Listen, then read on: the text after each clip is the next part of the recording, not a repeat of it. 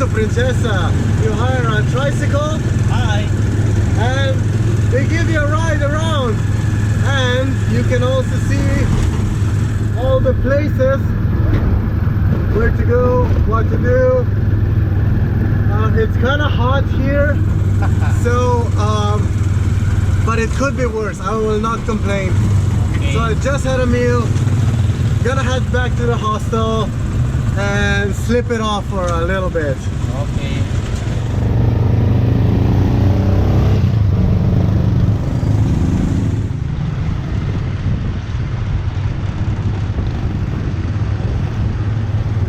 So what's up everyone, I'm trying some food here in Hen House. Basically I met a local, not a local, like an Aussie guy in the gym this morning, and he actually owns this place, so I've decided to check it out. I've ordered some chicken skewers with rice and some sauces.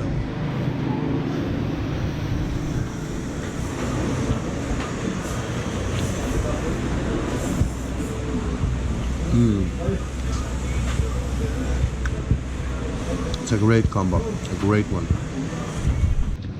So I'm heading towards an old historical place from the Second World War, where the Japanese have burned American prisoners of war alive, and there's some sort of a monument for them.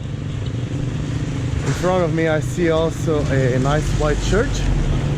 I have no idea where I am, what I'm gonna see, and of course the driver kind of ripped me off again because I'm a tourist, but you know, in the end, no worries. Those are like tiny differences. They help him a lot, they don't do much to me, but it's convenient, right?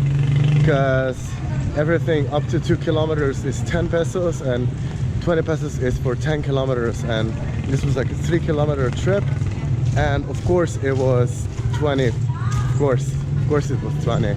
It's always 20 when you're a tourist, right? So looks like a beautiful church indeed, and it's starting to rain. That's great. I don't have anywhere to go apparently. That's a school over there, a restaurant, cafe, nothing.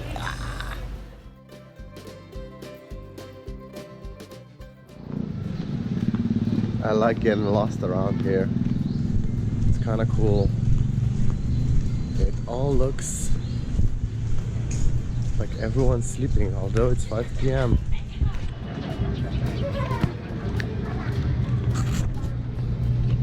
Yeah, they didn't let me into the port. I have to go the other way around to get to the Baywalk area. I was kind of an optimist.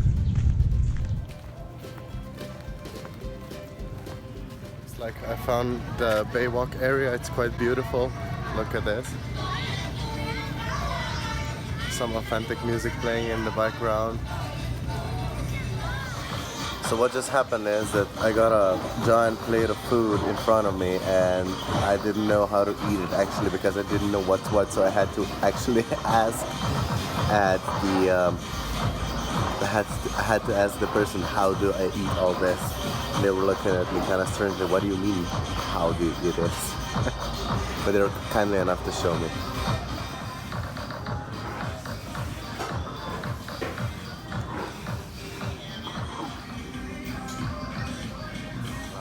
I got a mussel soup like this, and they were going on about something that what should I eat and shouldn't I eat, and I'm not sure because they didn't know how to explain correctly what to eat and what not.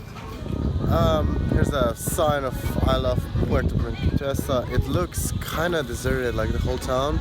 I know it's low season, but I don't know where everyone is. Like, I think they're just like locals around. Like literally no one else. Just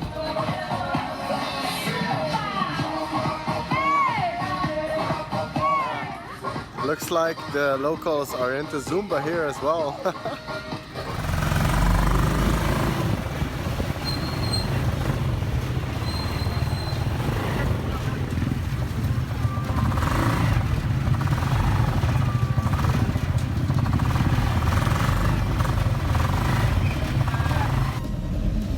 Hello, day 3, and I'm going to Port Barton.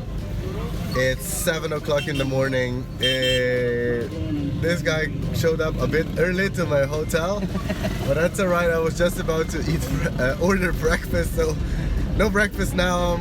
But I'm gonna find some food on the way. It's only 3 hours, and I can't wait for the day to start.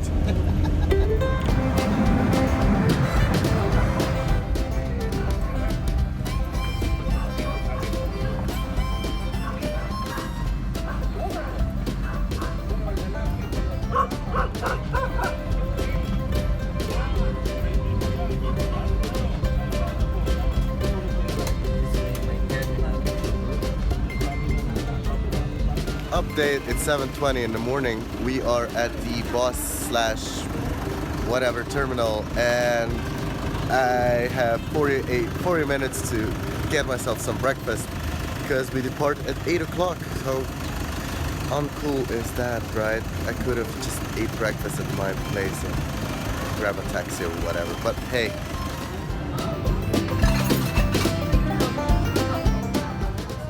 Some rice and meat for breakfast. It's quite good, like something similar that my mom would make. Hi mom. But I have to find some bananas first for some snacks on the way.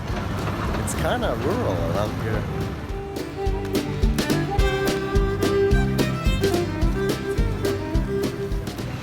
So I have the bananas, and I got myself some coconut water from freshly squeezed, freshly opened coconuts. Like these. These are the coconuts, and it costs 10 pesos. And that's probably the tourist price anyway. That is around 17 euro cents. Notice how there is no hot setting on this button.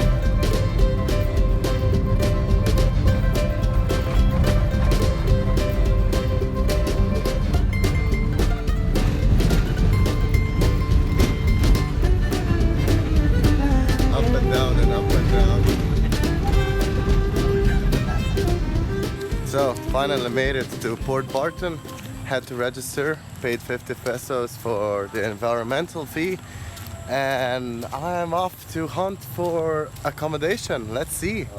Basic bed, it's only 300 Filipino pesos. Now, because it's low season, most of restaurants I wanted to go to are closed. Basically, I'm on a quest for food, so let's see. So Lonely Planet is saving my ass around here. This Gorgonzola restaurant seems to be closed because it's low season. How lucky am I?